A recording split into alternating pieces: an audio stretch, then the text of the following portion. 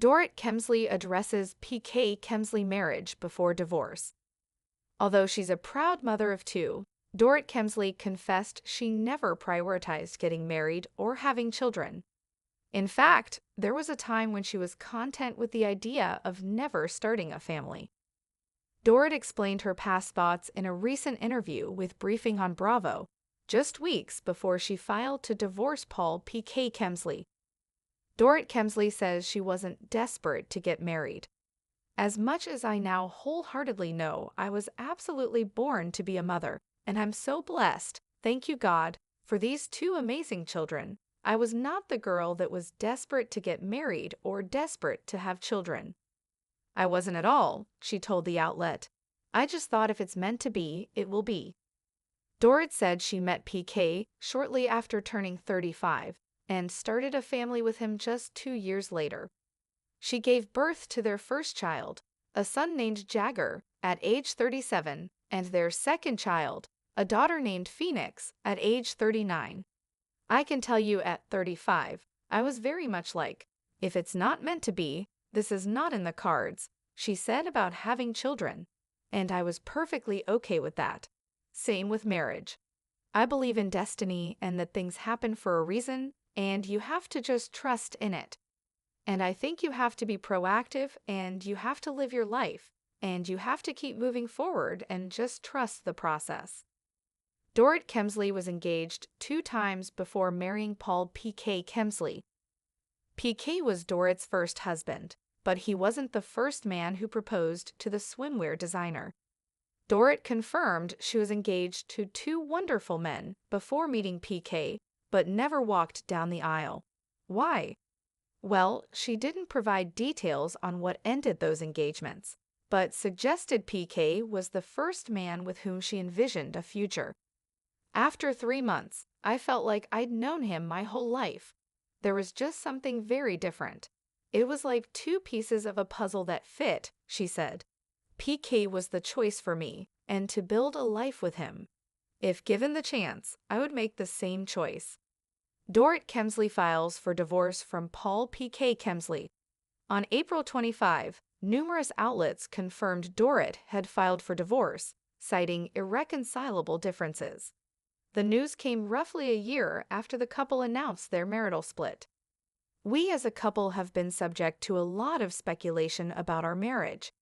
We have had our struggles over the last few years and continue to work through them as 2 people who love each other and share 2 amazing children together, they said in a joint statement.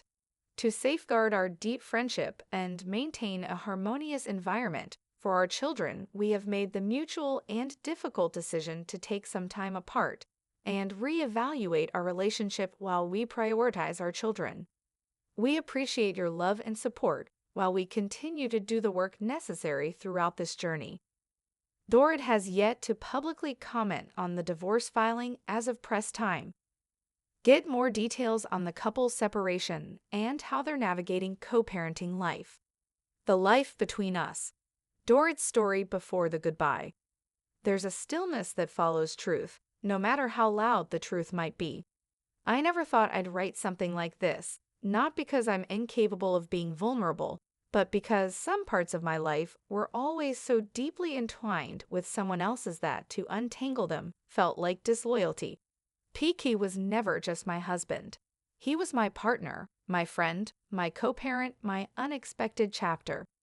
And now, he's a memory that lives beside me rather than with me. A life well before love. I was 33 the first time someone dropped down on one knee for me. He was kind, dependable, and the sort of man who brought his mother roses every Sunday. Everyone around me assumed I'd say yes, because who says no to someone who checks all the boxes? I did, because the truth was I didn't feel the pull. I didn't want to plan a wedding just because it was expected. I wasn't that girl. I never needed the white dress to feel worthy, and I never equated motherhood with fulfillment. I believed in living. I believed in flow, in fate, in carving a path with my own feet, not walking one pre-paved for me. So when people would ask, "Don't you want a family?" I'd smile. Not because I didn't, but because I wasn't sure, And that was okay. That was me.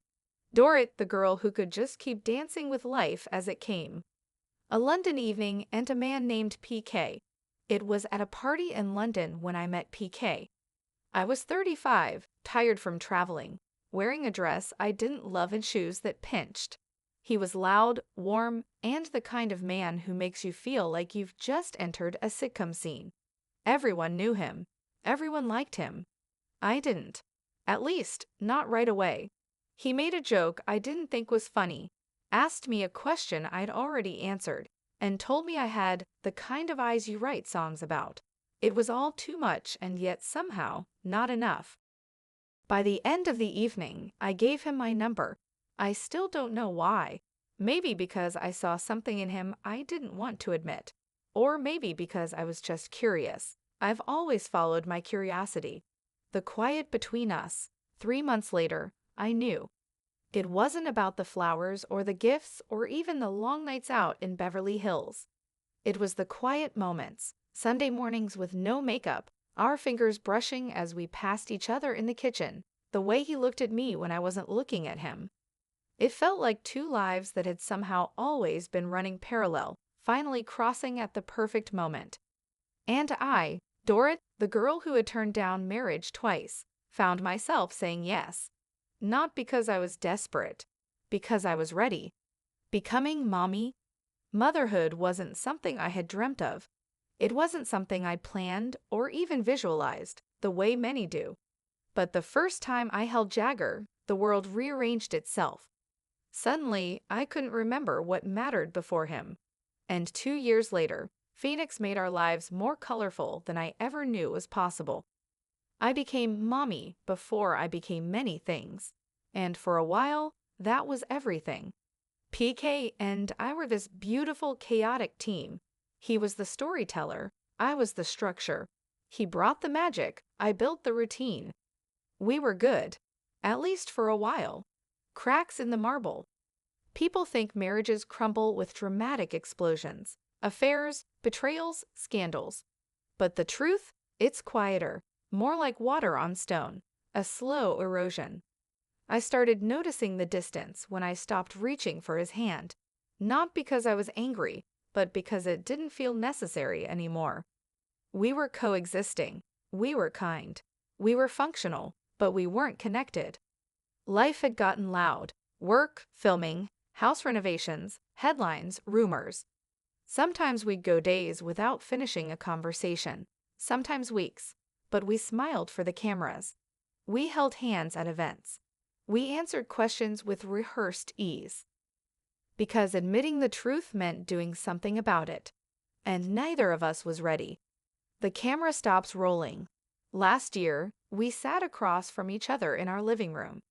No cameras, no glam, just us and the truth we'd both been avoiding.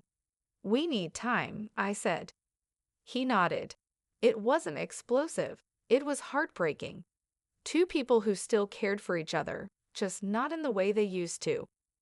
The months that followed were a blur of co-parenting logistics, private therapy sessions, and long walks where I tried to convince myself that we could still fix it. But the heart knows. A statement shared, a life divided. When we released the joint statement about our separation, I stared at my phone for hours. Not because I doubted it, but because I knew what came next. The speculation, the pity, the whispers, the headlines. We wrote it together, every word, because despite everything, we still respected each other. We still knew that our children came first. And while it was honest, it wasn't the whole story. Because the real story is in the silences we kept. The nights we spent under the same roof, feeling like strangers. The effort it took to maintain a friendship when the foundation had shifted. When the decision became final, filing for divorce wasn't about giving up. It was about finally telling the truth aloud. We had tried, really tried. But love, real love, requires presence, intimacy, consistency. And over time, we'd grown into different people. People who couldn't find their way back to the center.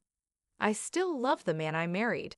Not in the way I once did, not in a way that binds us forever, but in the way you love someone who gave you your greatest gifts, who once made you laugh until you cried, who danced with you in the kitchen, barefoot and unafraid.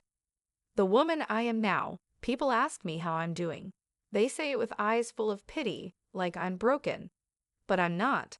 I'm evolving. I've remembered who I am. A woman who never needed marriage to feel whole. A mother who loves ferociously. A creative spirit who continues to build, to grow, to love. PK and I may no longer be partners, but we're allies. We're parents. We're human. I hold no bitterness, no regret. Only gratitude for the years, for the lessons, for the beautiful mess we created together. The life between the lines.